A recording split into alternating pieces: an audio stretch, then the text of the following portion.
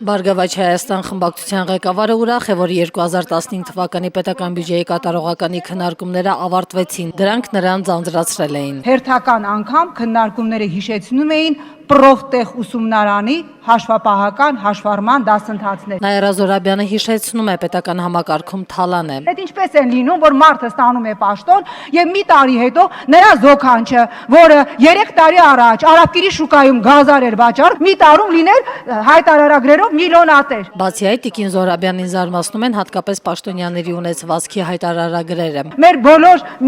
միլիարդատեր եւ միլիոնատեր բարձրաստիճան պաշտոնյաները, որոնք ես որքան ուսումնասիրել եմ նրանցից մեծ մասի կենսագրությունը, ոչ Մանթաշովի թողներն են եղել, ոչ Ռոքֆելլերի ինչ որ պրամոյ ժառանգներն են եղել, միլիոնատերեր են։ Նիկոլ Փաշինյանը հնչեցնում է իր գնահատականը, բյուջեի այս կատարողականը նախորդ տարիների նման հուսահատ ու տխուր փաստաթուղթ է, իսկ մեր տնտեսությունը ոչ թե գիտելիքահեն է, այլ պոմիդորահեն։ Հայաստանի տնտեսության դեմքն ու ողնաշարը պետք է լինեն ոչ թե պոմիդորն ու ծիրանը,